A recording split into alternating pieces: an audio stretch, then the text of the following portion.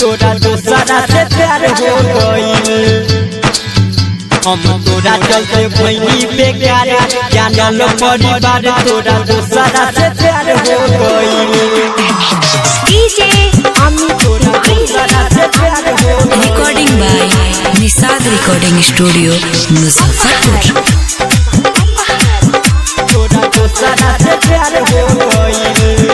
अरे दूसरा से अब बतिया बता रे फोनवो हमार न उठा बता रे फोनवो हमार न उठा बता रे। अरे दूसरा से अब बतिया बता रे फोनवो हमार न उठा बता रे।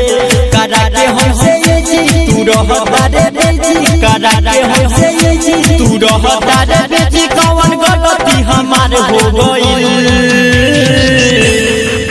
हम तोरा चलते भइनी बेकार जानल परिवार तोरा दूसरा से प्यार हो गई। हम तोरा चलते भइनी बेकार जानल परिवार तोरा दूसरा से प्यार हो गई। तोरा दूसरा से प्यार हो गई। DJ Amit recording by Nishad recording studio Muzaffarpur.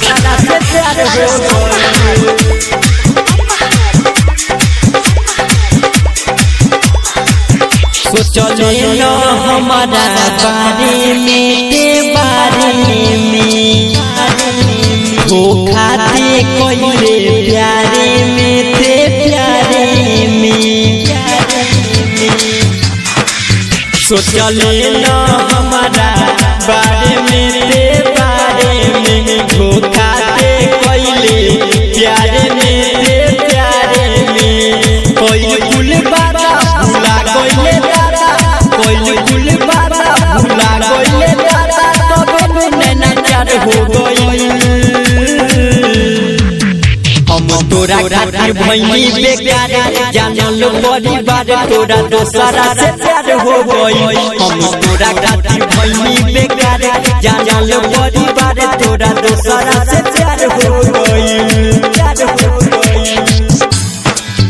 हम तोरा खातिर भइनी बेकार जानल परिवार तोरा दूसरा से recording by Nishad recording studio Muzaffarpur.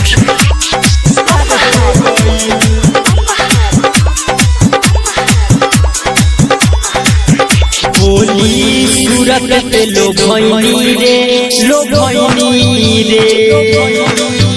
जवन ते कहले कइनी रे सब कइनी रे।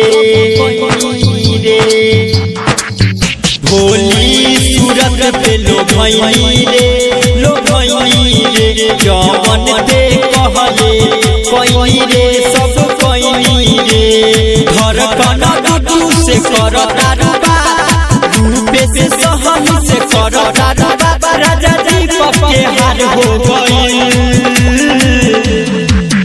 हम तोरा खातिर भइनी बेकार जानल परिवार तोरा दूसरा से प्यार हो गई। हम तोरा खातिर भइनी बेकार जानल परिवार तोरा दूसरा से